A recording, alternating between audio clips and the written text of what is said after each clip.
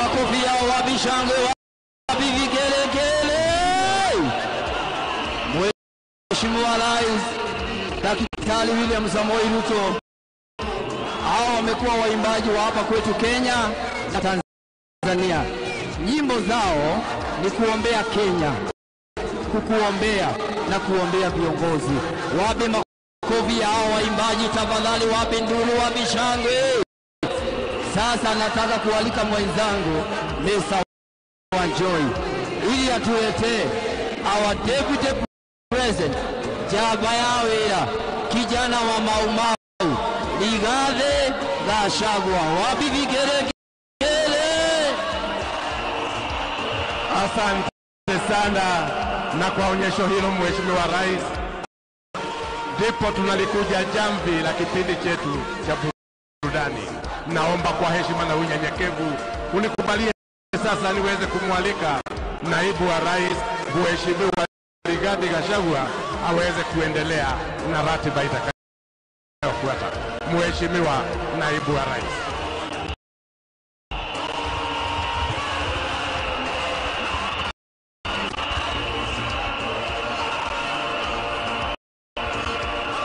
Thank you very much.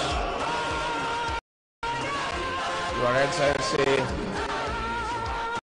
the President of the Republic of Kenya,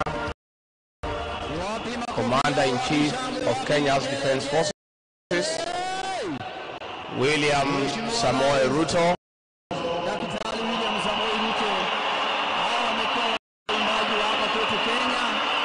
Your Excellency, the First Lady, Mama Rachel Ruto, Your Excellencies, visiting heads of states and government, Your Excellency, our retired President Uhuru Muigai Kenyatta, Your Excellency, the former First Lady, Mama Margaret Kenyatta, Honorable Chief Justice, Speakers of the National Assembly and the Senate, all protocols observed. God is good, and all the time. Nisalimieni kwa hewa. Bwana asifiwe. Bwana asifiwe tena. Wow, wow, what a moment, what a day.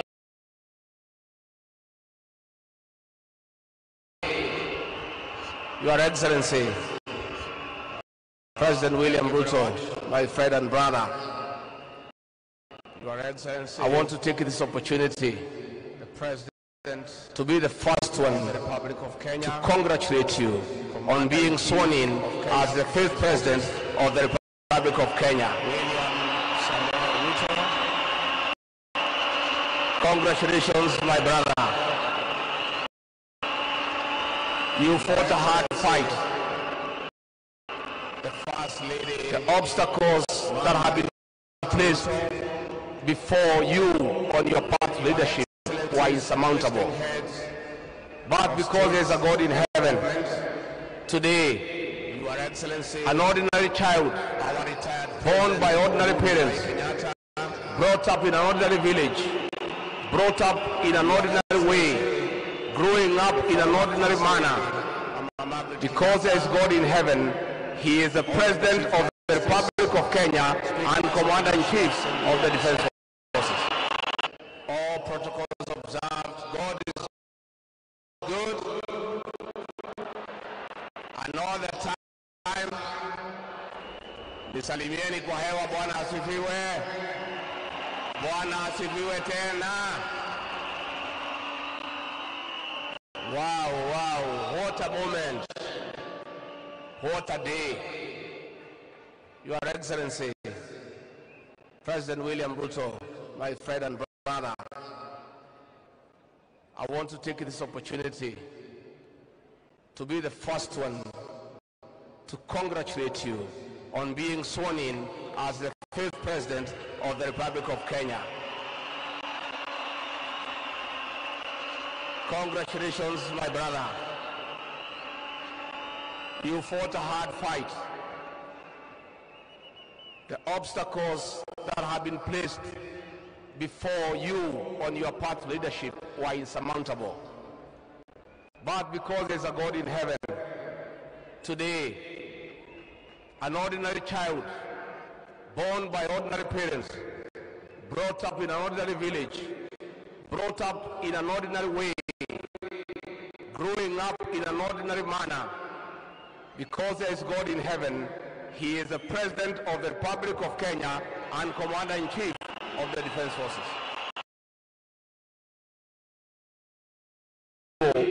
To start the economic transformation of this great republic.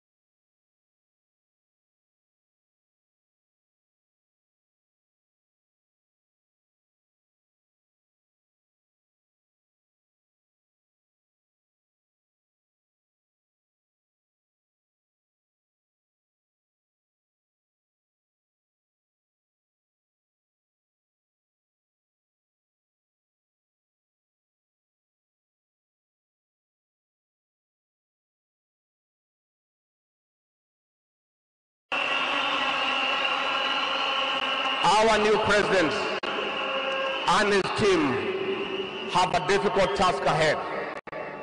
The truth of the matter is that we have inherited a dilapidated economy that is facing almost an economic shutdown. I want to thank the people of Kenya.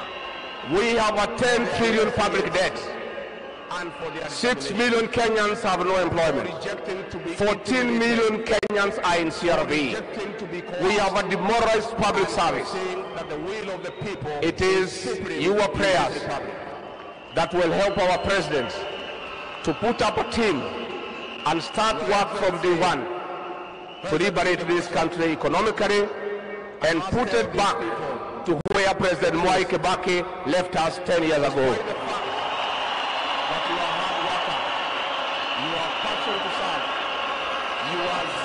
Your Excellency, the President, I want to tell the people of Kenya that today is a great day. Freedom is here with us. Freedom is here with us.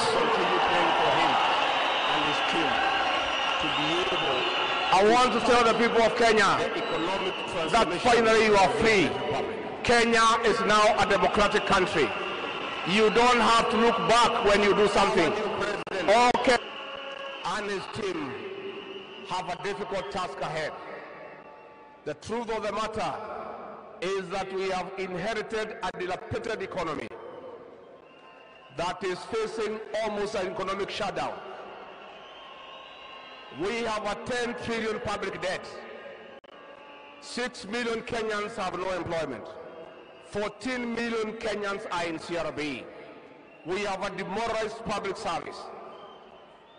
It is your prayers that will help our president to put up a team and start work from day one to liberate this country economically and put it back to where President Mwai Kibaki left us 10 years ago.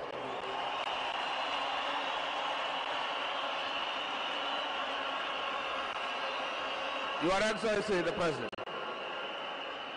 I want to tell the people of Kenya that today is a great day. Freedom is here with us. Freedom is here with us. I want to tell the people of Kenya that finally you are free.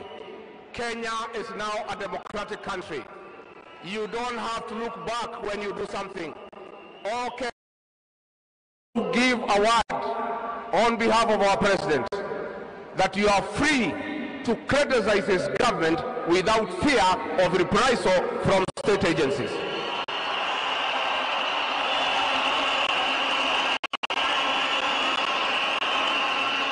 Your Excellency, Mr. President, as I wind down,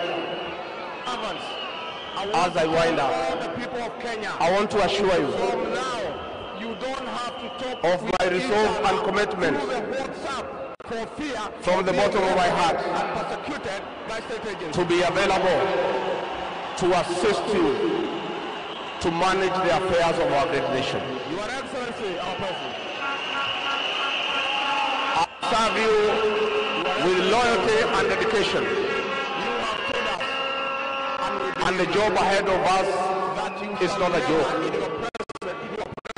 I and the team behind you, To manage politics. we shall be available and will try to keep up with your pace.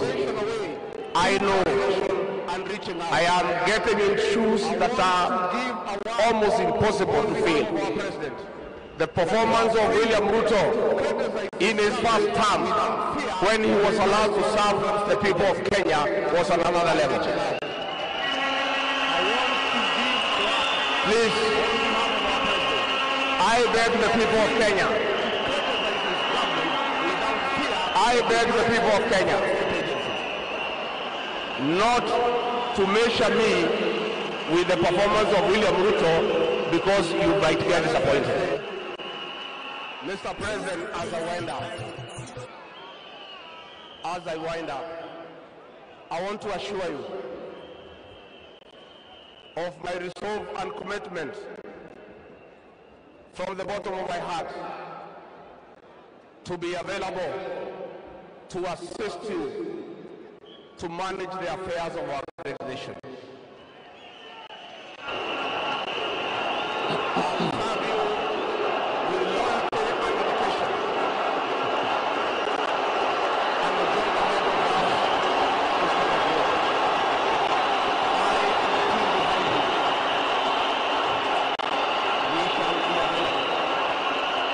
Your Excellencies, heads of state and government, representatives The performance of William of Ruto, heads of state and government, was allowed to serve the people of Kenya, was my brother, the former president, Uhuru Muigai Kenyatta, and Mama Margaret Kenyatta, not to measure me, Madam Chief Justice William Ruto, and President might get disappointed. of the Supreme Court, ministers present, ministers, Your Excellencies, governors and deputy governors, all leaders, governors and deputy governors, and the dear people of the Republic of Kenya, good afternoon.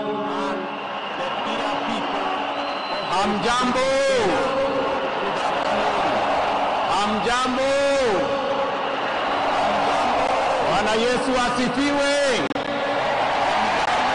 Assalamu alaikum. Hebu tusalimiane hewani nione hivyo. Hebu tusalimiane hewani. Asanteni sana. This moment is a moment like no other. This moment is a moment like no other. By the grace of God, we have got here. And let me say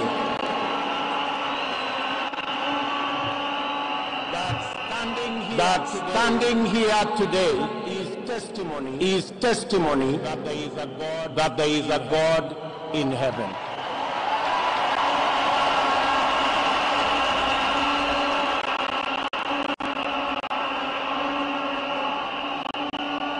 And today, I want to thank God because, and today, I want to thank God because the President of Kenya, a village boy, has become the President of Kenya.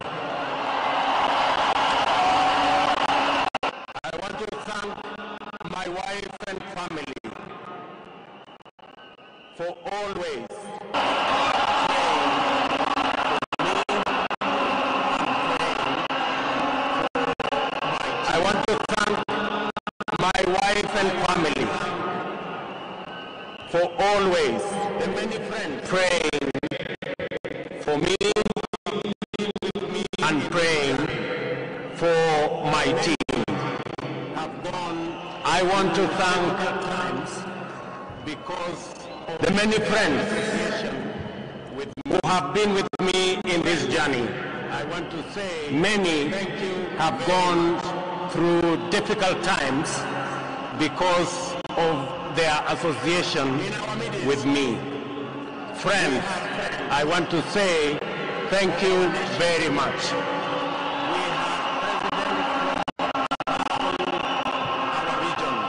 In our midst, we have friends of our nation. We have presidents from around our region. Allow me, with a lot of humility, to introduce the presidents that are in our midst, because they have taken time out of their busy schedules to come and celebrate this moment with us. Allow me to introduce the father of our region, President Yoweri Kaguta Museveni, the President of Uganda.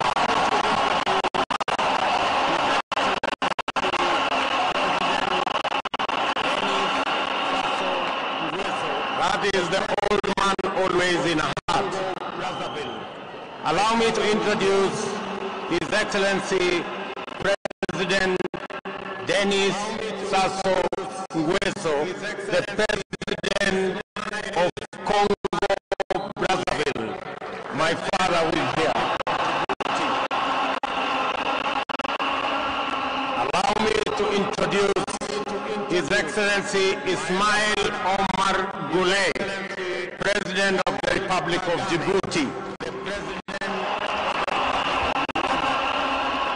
Allow me to introduce my elder brother, His Excellency Paul Kagame, the President of the Republic of Rwanda. Allow me to introduce His Excellency President Salva Kiir Mayardit, the President of the Republic of South Sudan.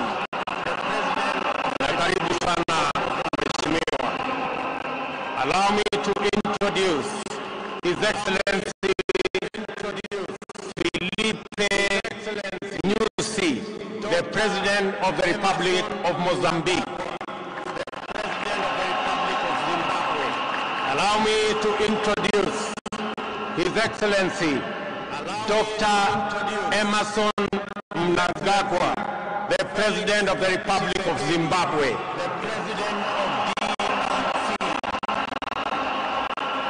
Allow me to introduce His Excellency Felix Tshisekedi, the President of DRC.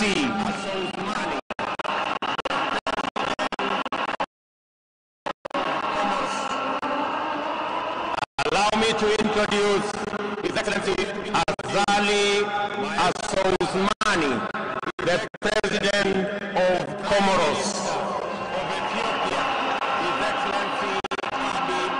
Allow me to introduce my elder brother, His Excellency, the Prime Minister of Ethiopia, His Excellency Abiy Ahmed.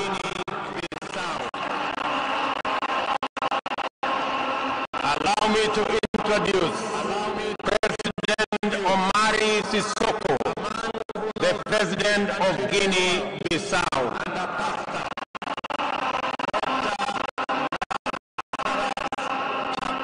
Allow me to introduce a man who knows this country very well, and a pastor, Dr. Lazarus Chakwera, the President of Malawi. Allow me to introduce our neighbor and the chair of the East African Community, the President of Burundi, His Excellency Evariste Ndayishimiye. Allow me to introduce His Excellency Wavel Ramkalawan, the President of Seychelles.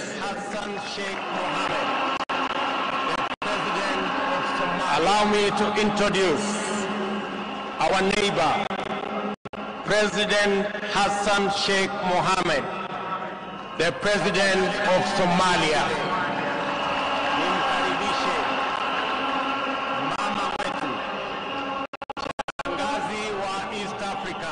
Tafadhali na waomba vile vile nimkaribishe mama wetu, shangazi wa East Africa, Mama Samia Suluhu, Rais wa Jamhuri ya Tanzania.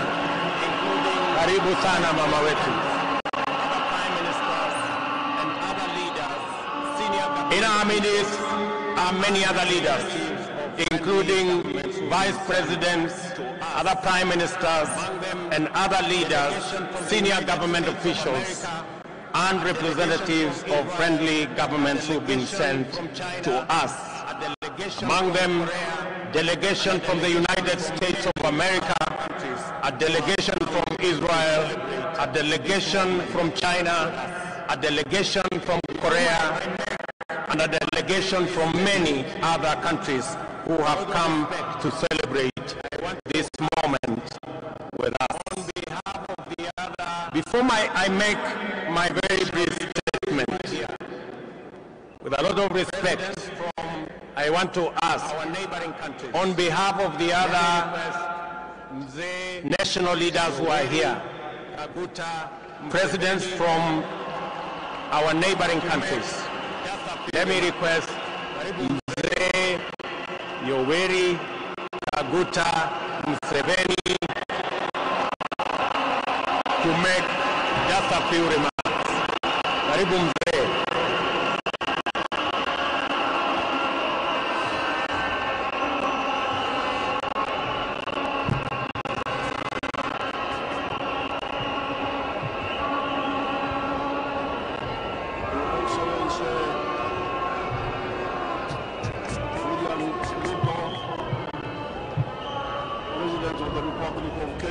Your Excellency William Ruto, President of the Republic of Kenya,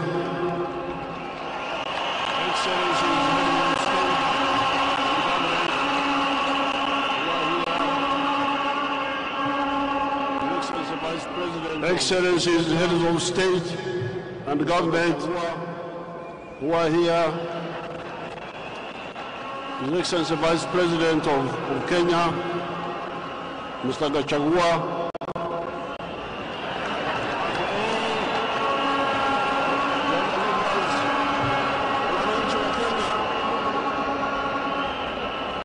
and all the other leaders, na wananchi wa Kenya.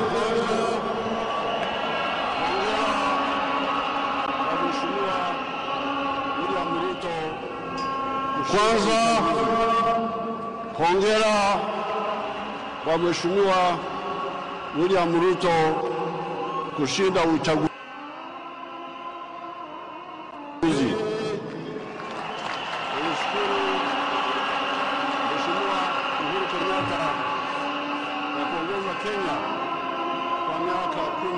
Pili, namshukuru Mheshimiwa Uhuru Kenyatta kwa kuongoza Kenya kwa miaka 10 iliyopita. Hongera. Normally I don't watch television stations in the neighboring countries. Kawaida, but whenever, normally I don't watch television stations in the neighboring countries. I started watching your television channels. But whenever There are elections like in Tanzania, and there is one for Kenya recently. I started watching your television channels. Something called KTN News Chivumbi. And there is one television, I was scanning through them, but I watched something called KTN News, and I'm glad with the Chivumbi. Vice President was being elected because he was talking here about the real challenges that of African countries. And I'm glad with the statement of the Vice President this Chivumbi was being elected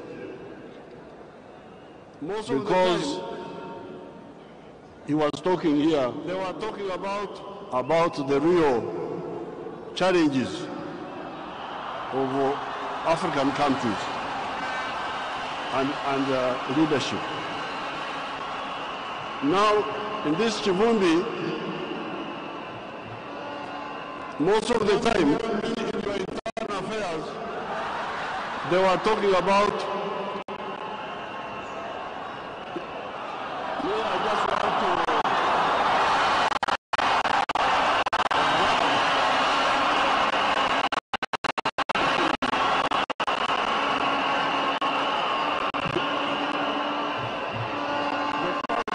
Don't involve me in your internal affairs.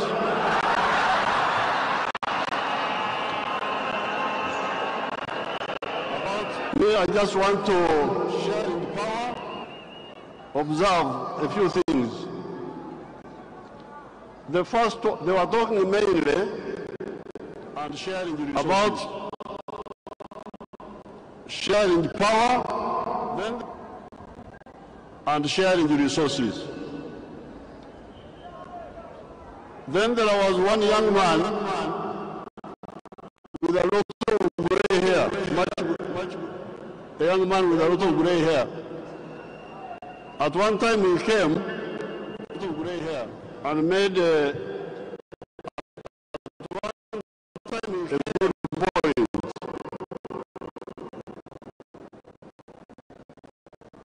And the point was the politics of identity versus the politics of interests, of issues. I said these young people are beginning to get somewhere. But then another one said, interests. You are talking of distributing resources. I said, where will these resources come from? So all of the political class in Africa, I would appeal to you to answer that question. Said, where does prosperity come from? We are talking of distributing resources. Ustawi wa jamii, where will these resources unatoka wapi? According to my experience of 60 years, so all of the political class in Africa, I would advise Africans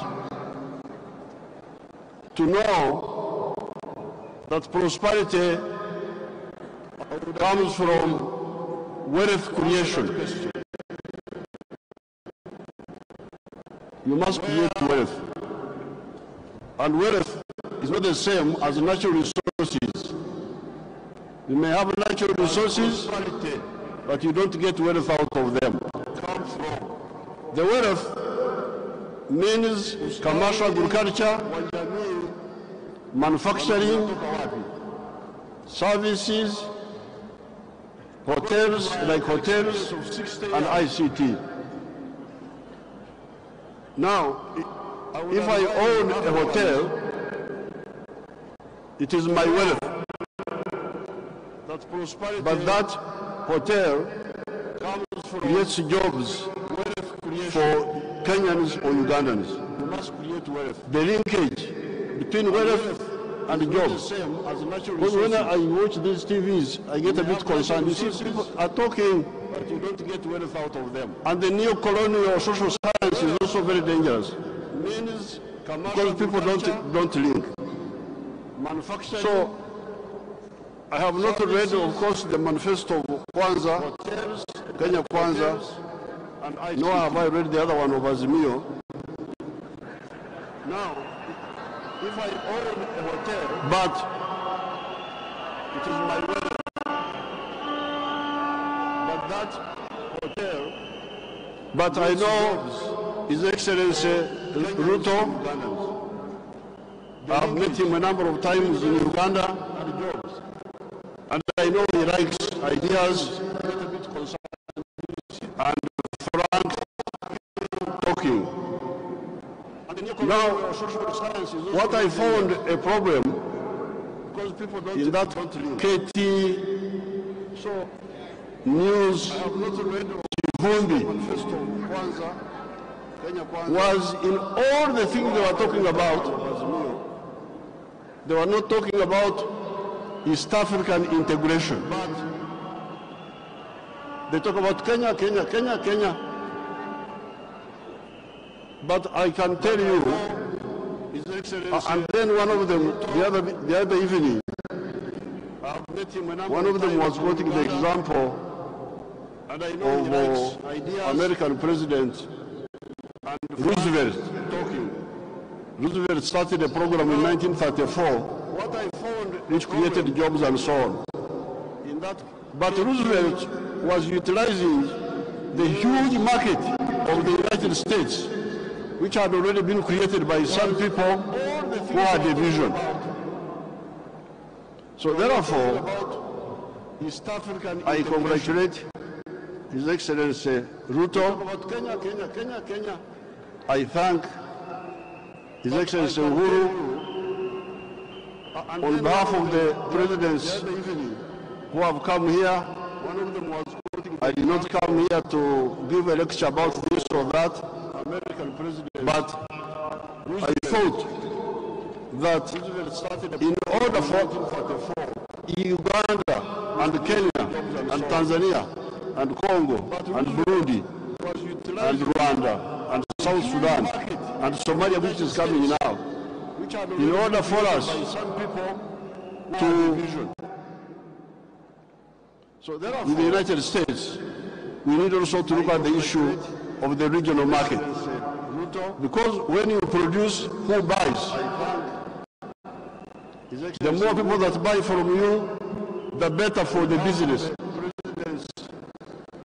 and the better for job creation. I thank you and I wish you good luck.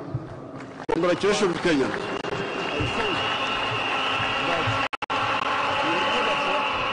Asante sana mzee.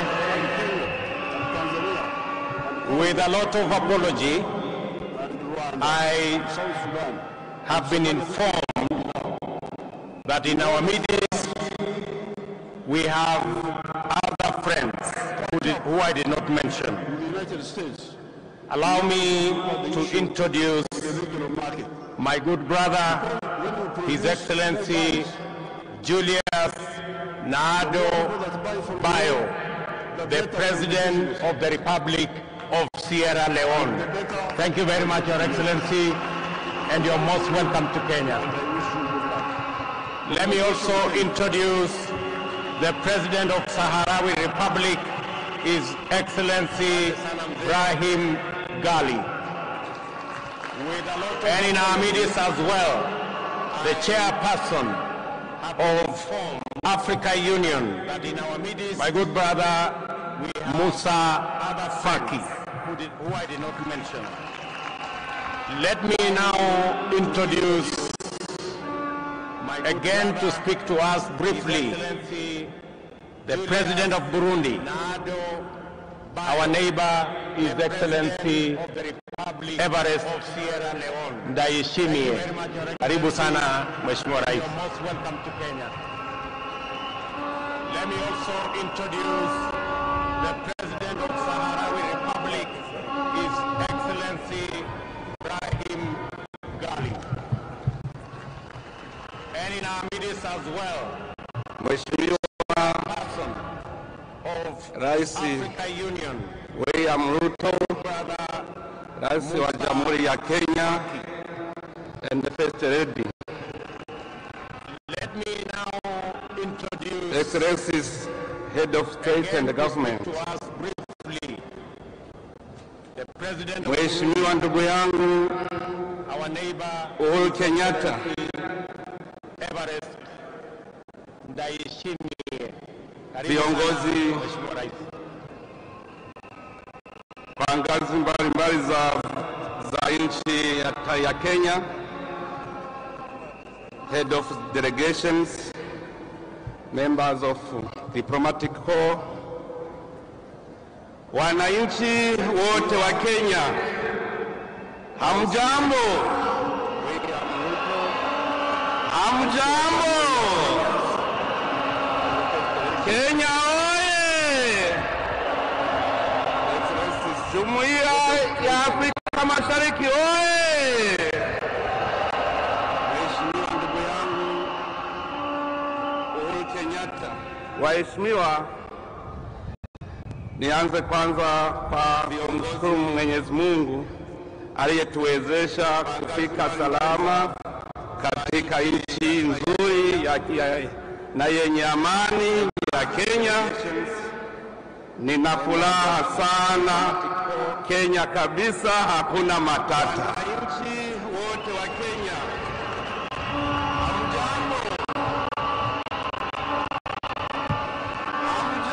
nichukue tena fursa hii Kenya oye, niwapongeze wa Kenya wote kwa kufuata mioyo yao wakati wa kupiga kura na kuthibitisha kwa mara nyingine ukomavu wao wa hali ya juu na kuonyesha aliyetuwezesha ulimwengu viwango vya demokrasia yao na yenye amani ya Kenya. Kenya imeshinda na mafanikio yenu ni kiburi ya Jumuiya ya Afrika Mashariki. Mumeshinda shetani ya vita. Hongereni sana. Niwapongeze wa Kenya wote kwa kufuata mioyo yao. Hongera sana ndugu yangu mpendwa Mheshimiwa William Ruto kwa kuteuliwa kuwa rais wa Kenya. Ni presence nzuri, unakuja bila ubishi kama mtoto mzuri, na kutakia kila laheri. Kenya imeshinda. Wa Kenya na jumuiya ni kiburi ya jumuiya ya wa Kenya na jumuiya ya Afrika Mashariki kwa ujumla wanatazamia kwa hamu uongozi wako ndugu yangu Ruto, ambao utachukua sio tu kuipeleka nchi yako mbele kwa kimaendeleo, bali pia kuimarisha ushirikiano wa kikanda. Nikiwa rais wa Burundi na mwenyekiti wa mkutano mkuu wa marais wa nchi za Jumuiya ya Afrika Mashariki, ninatarajia kufanya kazi na wewe ili kuimarisha maendeleo kwa kanda letu. Wakenya na jumuiya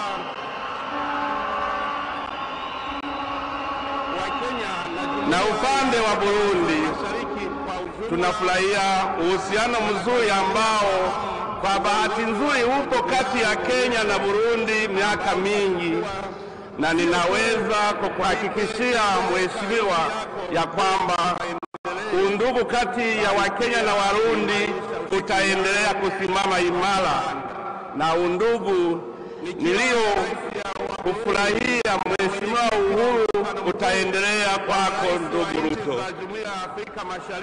Ningependa tena kutoa pongezi kwa ndugu yangu mheshimiwa Uhuru Kenyatta kwa uongozi wako.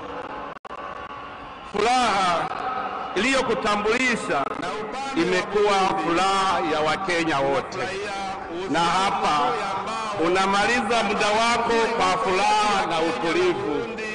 Na kupongeza sana. Mungu aendelee kukubariki na hili libaki akilini mwako. Kanda letu litaendelea kutegemea ofisi zako nzuri kusaidia kurejesha amani mashariki wa DRC.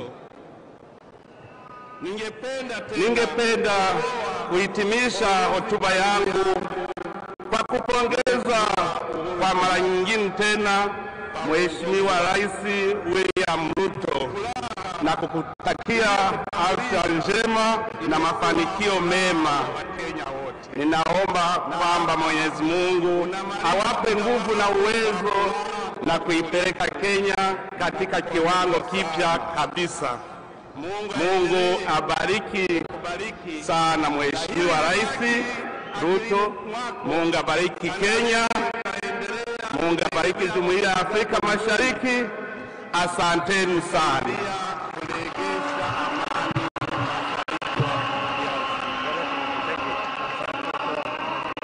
Ningependa kuhitimisha hotuba yangu wa mwisho, na kabla sijamuita wa mwisho, wacha let me recognize the presence of the Prime Minister of Eswatini. Tumpigie makofi. The heads of regional economic blocks, EAC, COMESA and IGAD, together with ECOWAS, congratulations, and the Deputy President of Equatorial Guinea. Nataka sasa nimuite the first ever President of East and Central Africa, our dear sister, the President Samia Suluhu. Karibu sana Mheshimiwa Rais. Tunakuenzi, tunakuheshimu.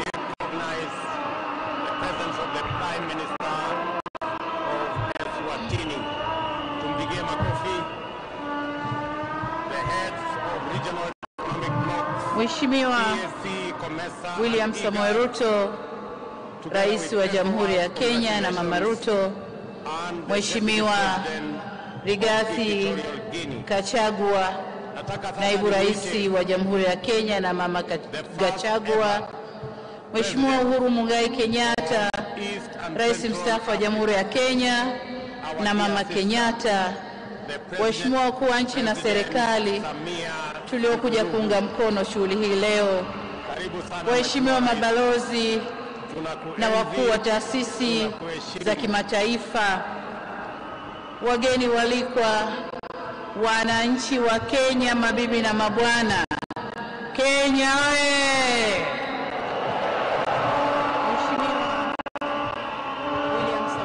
Kwanza kabisa niungane na viongozi wa dini kumshukuru Mungu kwa kuweza kukamilisha shughuli hii adhimu na ya kihistoria ya kumwapisha rais mpya wa Jamhuri ya Kenya pamoja na naibu rais. Kwa niaba ya serikali na watu wa Jamhuri ya Muungano wa Tanzania, tunawapongeza sana ndugu yetu William Samoei Ruto, Rais wa Jamhuri ya Kenya, pamoja na ndugu yetu Mheshimiwa Rigathi Gachagua, Naibu Rais wa Kenya, kwa kupokea rasmi jukumu la kuiongoza Kenya leo. Katika hatua hiyo ya pongezi, tunamshukuru na kumpongeza sana Mheshimiwa Uhuru Muigai Kenyatta kwa kumaliza vyema kuitumikia nchi yake na kuitumikia kwa mafanikio makubwa. Hongera sana. Ndugu zangu wa Kenya, tunawapongeza nyinyi kwa kuonyesha ukomavu wa demokrasia na kumaliza uchaguzi salama, na leo tuko hapa pamoja kama Wakenya na wa East Africa tunashangilia uapisho wa rais wetu mpya. Nataka niwaambie ndugu zetu wa Kenya, kama kuna zawadi mlioitoa kwa Jumuiya ya Afrika Mashariki mwaka huu ni zawadi ya amani mlioiweka katika uchaguzi. Tunawashukuru sana kwa zawadi hiyo muhimu na kuitumikia kwa mafanikio. Ndugu zangu wa Kenya, uchaguzi umemalizika. Sasa ni kujenga taifa la Kenya. Na hapa niungane na walioimba hapa kwamba wananchi wote wa Kenya sasa mshikane mikono kuijenga Kenya. Mwisho, kama dada, nitumie fursa hii kuihakikishia Kenya dhamira yetu ya dhati ya kufanya kazi kwa kushirikiana kwa karibu zaidi katika kuleta maendeleo ya pamoja ya kijamii na kiuchumi baina ya nchi zetu, lakini na ukanda wote wa Afrika Mashariki. Naomba Mwenyezi Mungu amwezeshe ndugu yetu Ruto pamoja na serikali atakayoiunda awatie nguvu ili waweze kutumikia vyema nchi hii katika kiwango kinachotarajiwa na wananchi wa Kenya. Mwisho kabisa, nimwombe Mwenyezi Mungu aibariki Kenya, Mwenyezi Mungu aibariki Afrika Mashariki, na asanteni sana kwa kunisikiliza. Asante sana. Kwa karibu zaidi katika kuleta maendeleo ya pamoja ya kijamii na kiuchumi baina ya nchi zetu, lakini na ukanda wote wa Afrika Mashariki. Asanteni sana, and thank you very much for your comments and your words of encouragement. Pamoja na serikali atakayoiunda awatie nguvu ili waweze kutumikia vyema. To the people of Kenya, this is a momentous occasion for our country. Our politics and our elections have never failed to be emotive, engaging, and dramatic. The most recent installment, however, showcased our most exemplary democratic performance. This day comes on the back of a peaceful election following an intense issue-based campaign in which major coalitions made up of strong political parties canvassed their agenda and took it for examination by the people of Kenya. The Independent Electoral and Boundaries Commission stewarded a transparent and credible election whose result faithfully reflects the democratic will of the people of Kenya. The certified parties exercise their right to petition before the Supreme Court, whose proceedings and determination not only gave comfort to the doubtful, but also restored faith in our electoral and judicial institutions. Many countries aspire to have moments like this, and we as Kenyans should not take ours for granted. This is the third election under the Constitution of Kenya 2010 and the second peaceful transition. We have had a robust conversation about this moment and what it demands of us. And we have sought to answer the question whether this is a constitutional moment or an economic moment. In this process, we have demonstrated the maturity of our democracy, the robustness of our institutions, and the resilience of the Kenyan people. My competitors and I mobilized vigorously to offer the citizens of Kenya the most appealing agenda as well as the best roadmap to achieving it. I remain firm in the conviction that all sides in the last election did their best to present a pathway to actualize the people's aspirations. The just concluded election was a choice between competing ideas towards the Kenya we want. Elections and democracy entail unifying competition, not divisive rivalry. The performance of our security services, the performance of the IEBC and the judiciary was put to severe test. By and large, these institutions lived up to our expectations. We can only aspire to do better in future, and I give my undertaking that my administration shall work to ensure that the bar is raised even higher for the next general elections.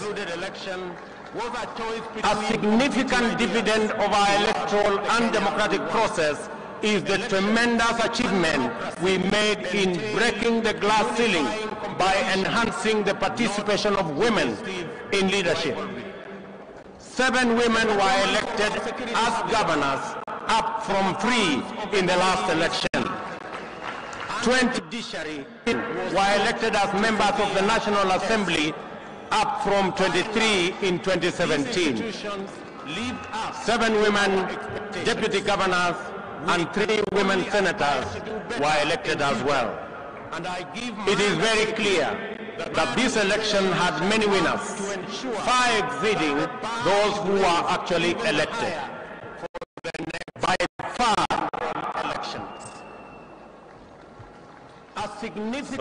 by far, the largest winners of this election is the people of Kenya.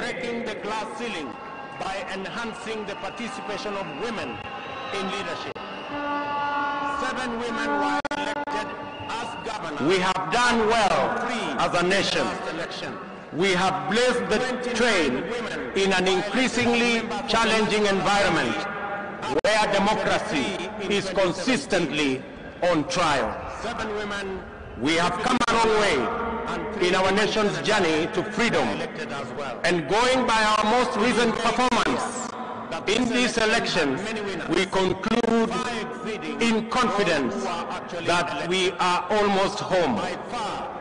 Allow me, ladies and gentlemen, to single out the Independent Electoral and Ballot Commission for special commendation for the courage to do the right thing under exceptionally challenging circumstances.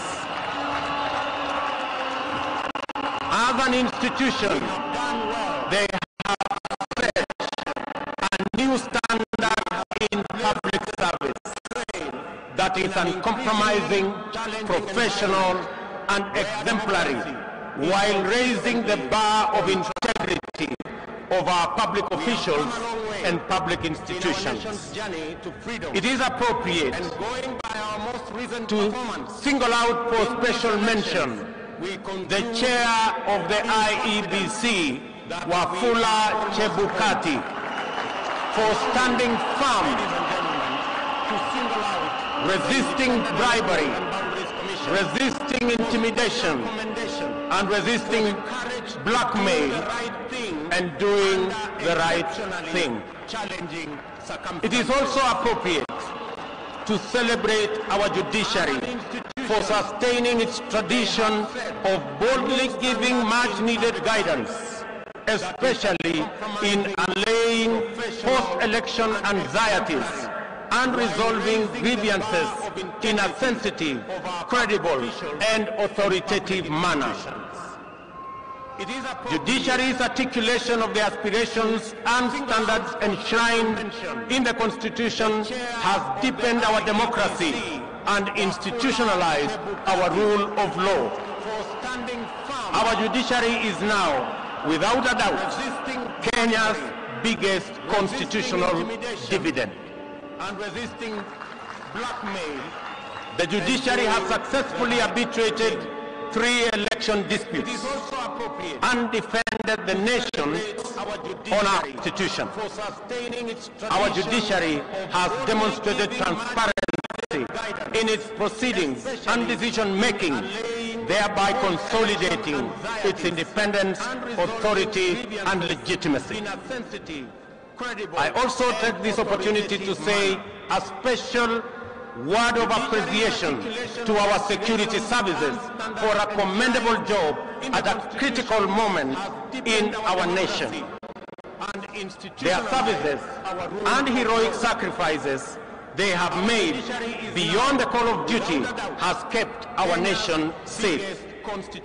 I am aware that our uniformed services effectively resisted concerted attempts to foment unrest and subvert the will of the people. My special commendation also goes to all our candidates who contested various positions. Their participation enhanced competition and enriched public debate that underpins democratic choice. Special recognition goes to my worthy competitor and friend, the Honorable Raila Amolo Odinga, and his running mate, the Honorable Mother Wangari Karua, and all the other candidates who mounted a vigorous and determined campaign. I assure them that I am aware that our uniformed services effectively resisted concerted attempts to foment will be for tirelessly the will of the people. My special commendation also goes to all our candidates who contested various positions. Their participation enhanced competition and enriched public debate that underpins. Our special gratitude also goes to millions of Kenyans in the Hafla movement for tirelessly mobilizing for the campaign and executing a historic revolutionary feat, perhaps as great as the daring exploits of our legendary freedom fighters. This includes all our campaign volunteers, agents, mobilizers, and those who contributed whatever they could in whatever form to keep the movement going. I also appreciate our religious community and institutions for their support, their prayers, and encouragement. I commend the church in particular, and in equal measure the Islamic religious leadership for their considerable support to us and our campaign.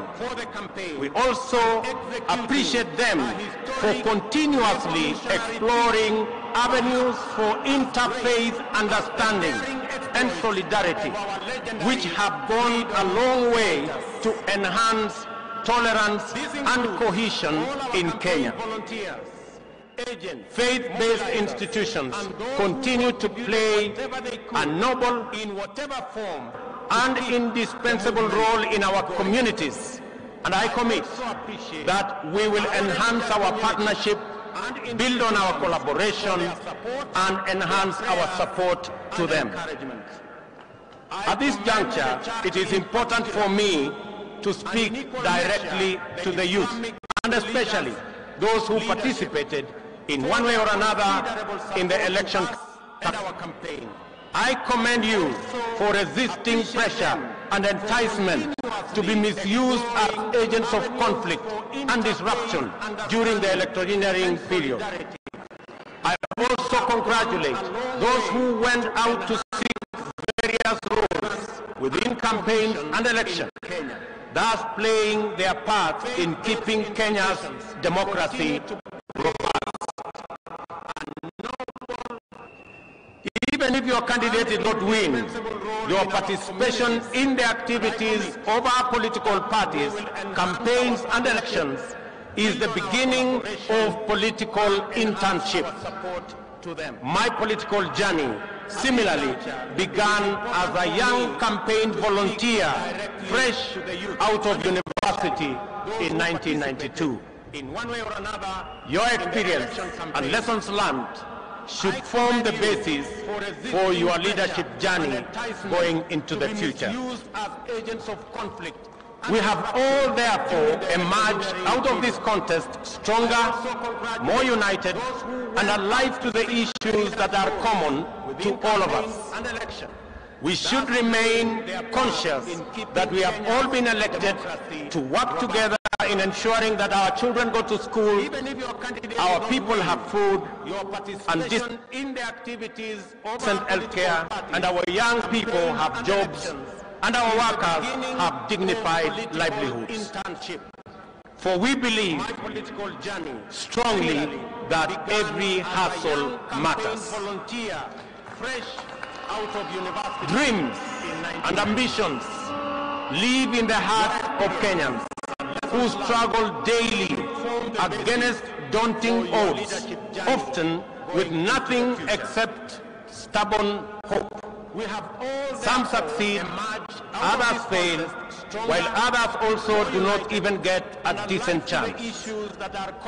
Before the nation and the world today, I stand with great humility and profound joy as a living testimony that with faith in God, willingness to work hard, and a commitment to a vision, dreams can become reality in the fullness of time. For we believe, I promise to throw open every door of opportunity and to keep every door open until success stories become the norm rather than the exception, and urge all other leaders to do the same so that we can together expand opportunity and chance for many of our citizens.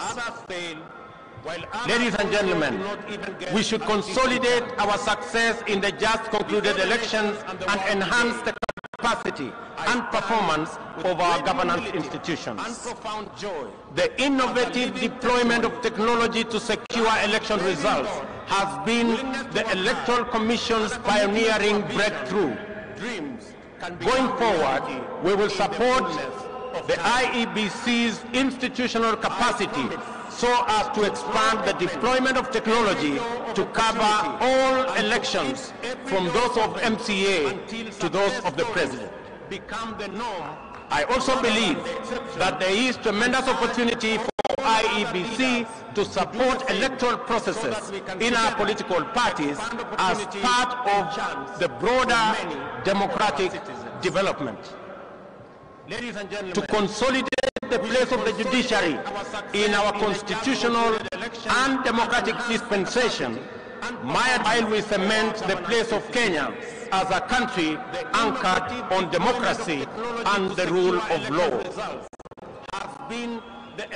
Our campaign for financial independence of the judiciary has paid off with the implementation of the Judiciary Fund on July 1 this year.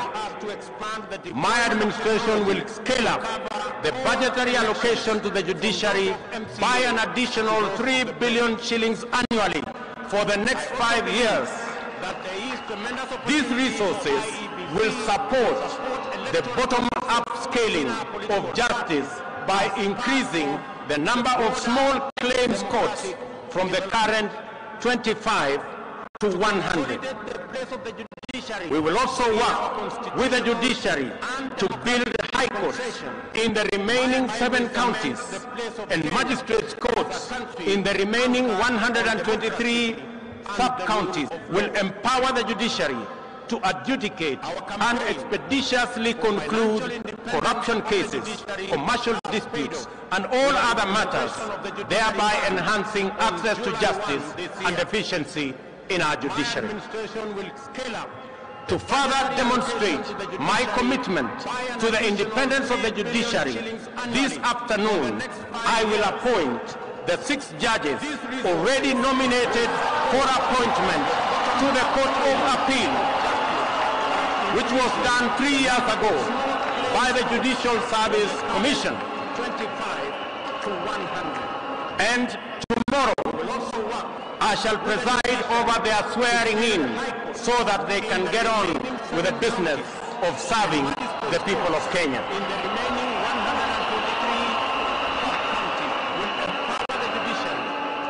As required by Article 245 of the Constitution, the Inspector General of Police is mandated to exercise independent command over the National Police Service. to further demonstrate the service's operational autonomy, however, has been undermined by the continued financial dependence on the office of the President. This situation is going to change. Which was done 3 years as I address you by the Judicial Service Commission. And tomorrow, I shall preside over their swearing in so that they can get on with the business of serving the people of Kenya. One moment. Good. There we are. By Article 245 of the Constitution, I address you, I have instructed that the instruments conferring financial autonomy to the National Police Service by transferring their budget from the office of the President and designating the Inspector General as the accounting officer be placed on my desk for signature this afternoon.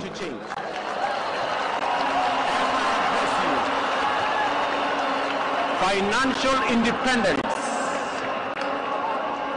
of the police will give impetus to the fight against corruption and end the political weaponization of the criminal justice system, an undertaking I made to the... Good.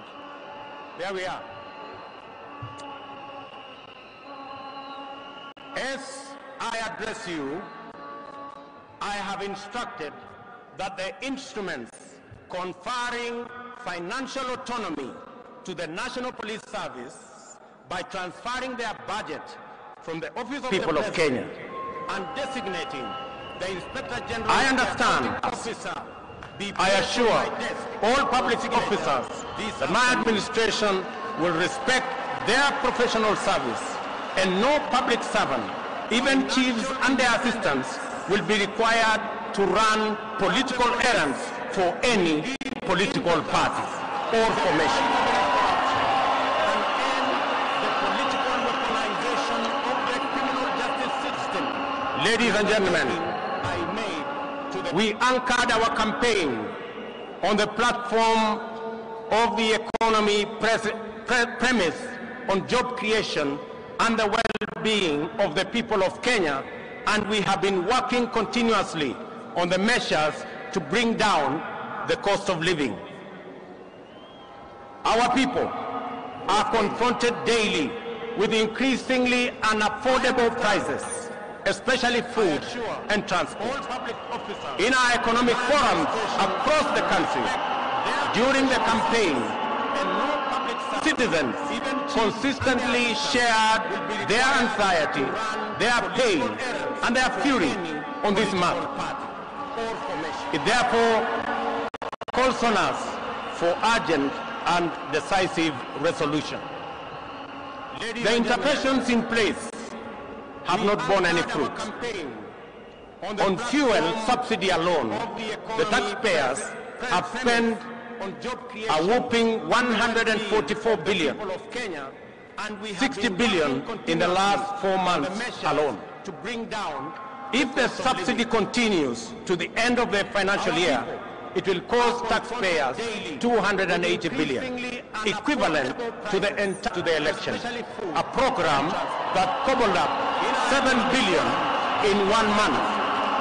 During the campaign, citizens consistently shared. In addition to being very costly, consumption subsidy interventions are prone to abuse.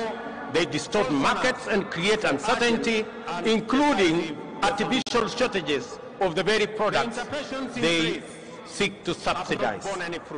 The cost of living challenges are related in our respectful submission to production.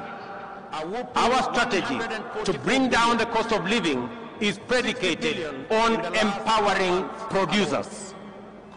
The forecast for maize harvest this year is below 30 million bags against a normal production of 40 million bags. The main cause of the decline in production is the high cost of farm inputs. Our priority intervention, therefore, is to make fertilizer good quality seed and other agricultural inputs affordable and available. Interventions are prone to abuse. For the short rains,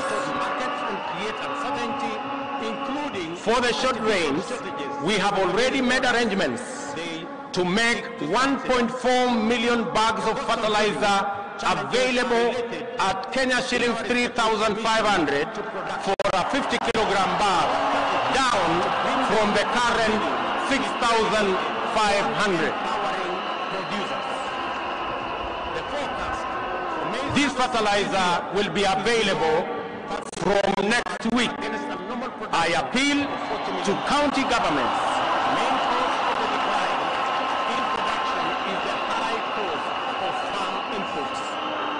I appeal to county governments in eastern, central, and western regions where we are expecting short rains to work with us in making sure that this fertilizer is available to all farmers in that region so that we can begin the journey to increase our food production initiatives.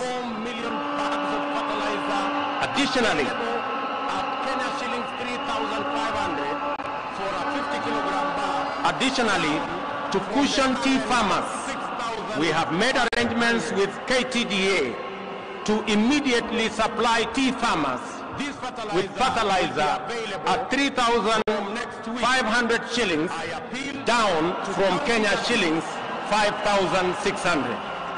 This is our initial intervention. We will be doing more in the medium term and in the long term. We are alive to the challenges of drought that face 7 counties, which are now at alarm or 13 that are at alert stage respectively. We are determined to ensure that no county slips into emergency phase, and will coordinate with county governments, which are the first line of our response. And I want to ask my colleagues governors from Kenya, and especially those regions, to work with us in this endeavor. We are mobilizing resources to reverse this situation. Our goal is not just to provide relief and recovery to restore the situation, but to invest and unblock the huge economic potential of rangelands that constitute 2/3 of our country. To the challenges of drought, jobs, ladies and gentlemen, is our other priority. It is time for us to stem the tide of youth unemployment. Every year, 800,000 young people join the workforce, and over 600,000 of them do not find opportunities for productive work. Moreover, our young people in cities and towns face very hostile environments, many times treated as a nuisance and their hassles criminalized. Those who seek to set up formal businesses are faced with a bureaucratic monster that is multiple licenses. Our immediate agenda is to create a favorable business and enterprise environment, decriminalize livelihoods, and support people in the informal sector to organize themselves into stable, viable, and credit-worthy business entities. This is the essence of the bottom-up economic model, which creates a path for traders and entrepreneurs to build linkages, experience safety, and enjoy security as they go about their enterprises. We will work with county governments to create frameworks that provide secure trading places in our cities and in our towns.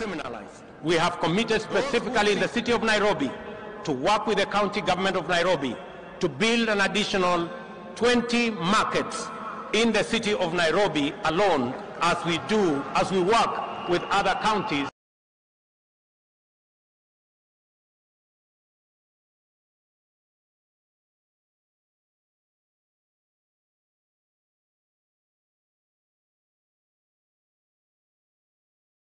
This is the essence of the bottom-up economic model, which creates a path for traders and entrepreneurs to build linkages, experience safety, and enjoy security as they go about their enterprises. We will work with county governments to create frameworks that provide secure trading places in our cities and in our towns. We have committed specifically in the city of Nairobi to work with the county government of Nairobi to build an additional 20 markets in the city of Nairobi alone as we work with other counties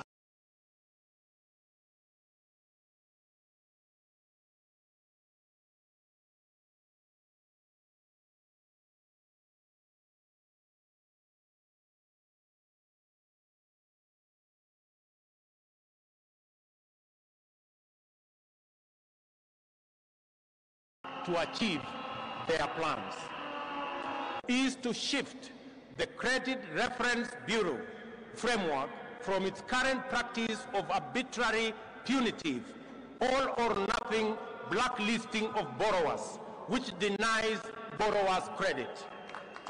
We will work with credit reference bureaus on a new system of credit score rating that provides borrowers with an opportunity to manage their credit worthiness.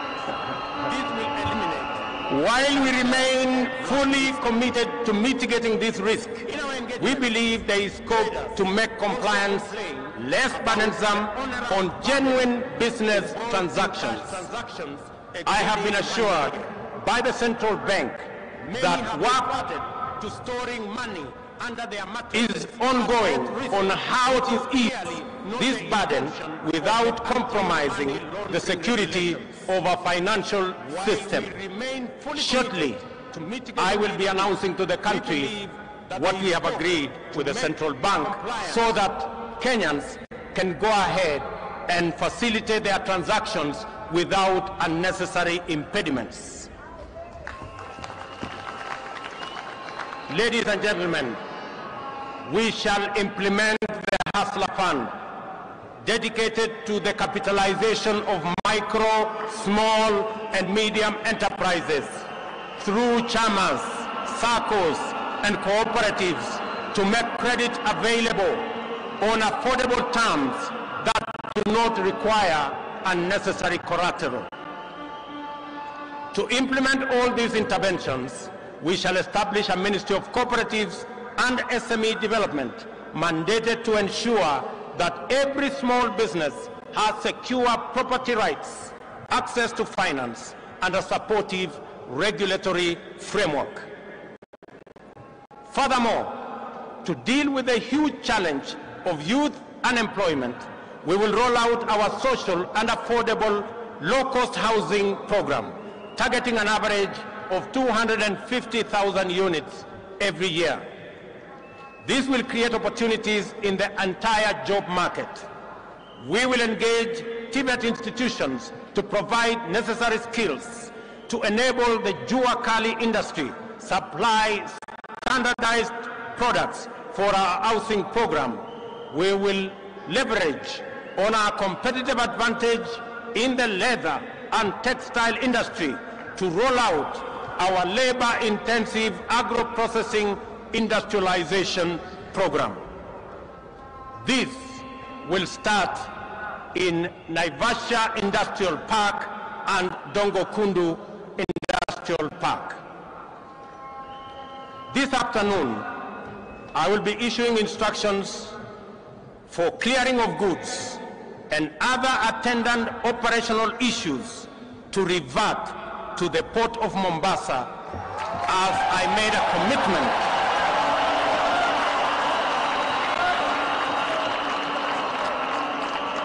to Kenyans. This will restore thousands of jobs in the city of Mombasa. Ladies and gentlemen, we must stabilize our public finances. This year, we will spend 60% of our revenues to service our debt. We are faced with Kenya shillings 60 billion in pending bills for goods and services supplied to government. Clearly, we are living beyond our means. This situation must be corrected.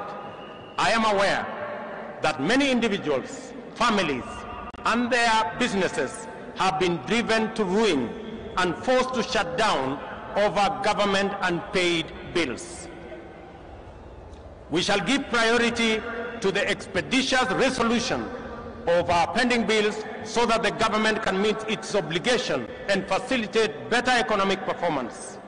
In the coming weeks, we shall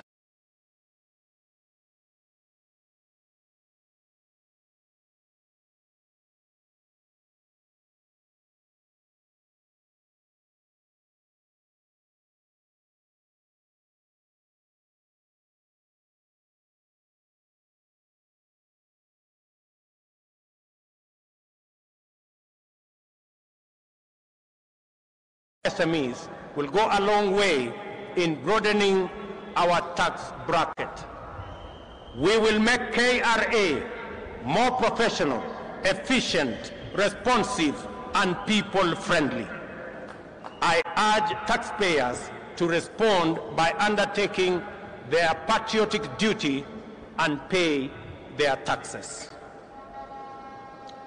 In furtherance to this, oversight institutions such as the Auditor General and the Controller of Budget will be adequately funded to execute their mandates.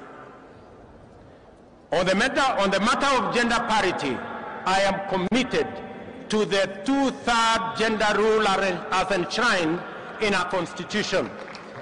We will work with Parliament to fast-track various legislative proposals and establish a framework that will resolve this matter expeditiously, as I promised in our manifesto.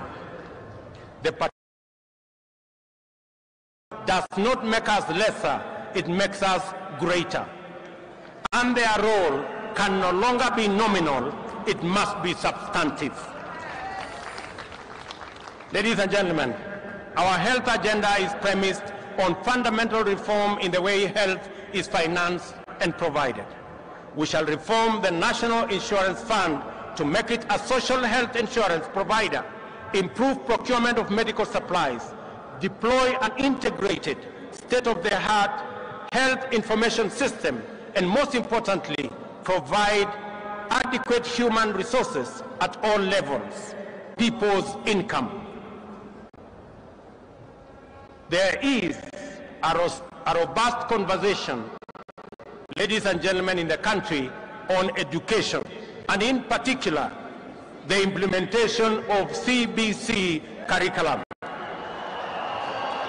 Public participation is critical in this matter. I will establish an education reform task force in the presidency, which will be launched in the coming weeks.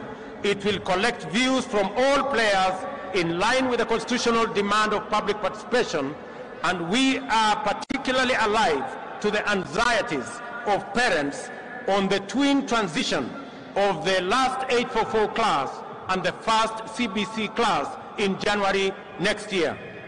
I assure all that there will be a solution to the matter before then.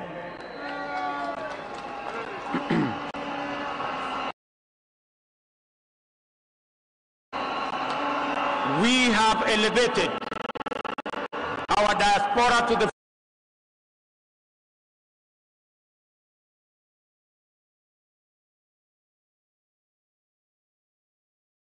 makes us greater, and their role can no longer be nominal. It must be. The focus has been on remittances, while the fundamental rights as citizens have been neglected. To correct this oversight, I pledge to elevate diaspora to a ministry level, strengthen diaspora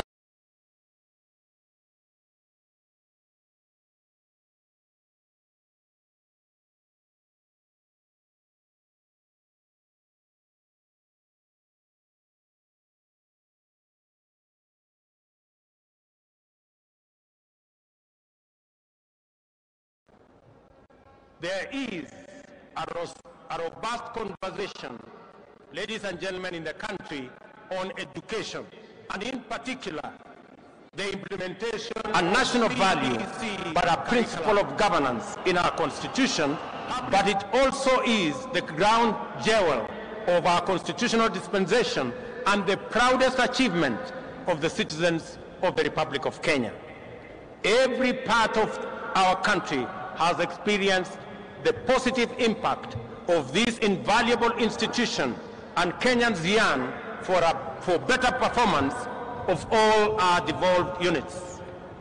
One of the best ways of accelerating national development is through collaboration with county governments.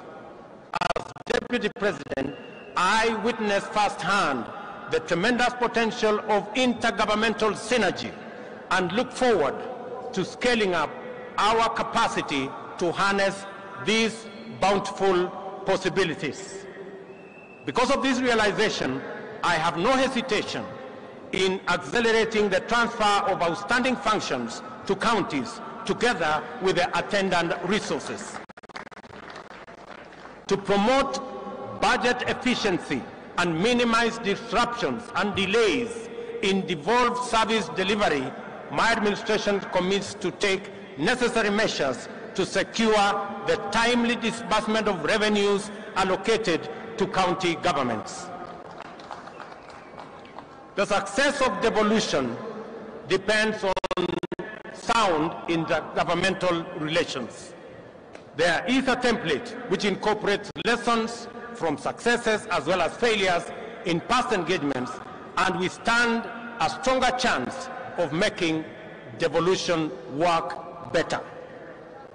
Kenya will continue, ladies and gentlemen, to be a dedicated partner to peace, security, and prosperity of East Africa region. We look forward to deepening our integration. We welcome our newest member, the DRC, whose entry now extends our region from the Indian Ocean to the Atlantic. Kenya is fully committed to the implementation of the East African Community Treaty and its protocols of free movement of people, goods, and services. Equally important is our commitment to the full actualization of the Africa Continental Free Trade Area. Ladies and gentlemen, Kenya will continue playing its role in international diplomacy at the bilateral and multilateral levels, appreciating that we are host to major international agencies, including the United Nations. I commit on the peace initiatives in our country, in our region, including both in Ethiopia and in the Great Lakes region. I have asked my elder brother, President Uhuru Kenyatta, who has done commendable engagement with those regions, and he has graciously agreed to continue chairing those discussions on behalf of the people of Kenya. I have committed that the government of Kenya, and myself in particular, will support those initiatives that will be chaired by President Uhuru Kenyatta. And I want to thank you, Your Excellency, for graciously agreeing to support us and to help me in those interventions. Among the central concerns of my government will be climate change. In our country, women and men, young people, farmers, workers, and local communities suffer the consequences of climate emergency. It is not too late to respond. To tackle this threat, we must act urgently to keep global heating levels below the 1.5 Celsius, help those in need, and end addiction to fossil fuels. Africa has the opportunity to lead the world. We have immense potential for renewable energy. Reducing costs of renewable energy technologies make this the most viable energy source. Kenya is on transition to clean energy that will support jobs, local economies, and sustainable industrialization. In Kenya, we will lead this endeavor by reaffirming our commitment to transition to 100% clean energy by 2030. We call on all our brothers and sisters in our continent to join us in this journey. As members of the international community, we shall support a successful climate summit in Africa in November by championing delivery of finance and technology needed for Africa to adapt to climate impacts, support those in need, and manage the transition. My administration is ready to work with global partners to fight pandemics and other health emergencies. We are also committed to promoting Kenya's vigilance and efficacy in responding to emerging public health challenges. We stand ready to play our role in the collective effort to keep the public safe. I call upon countries that have developed vaccines to make them available to us.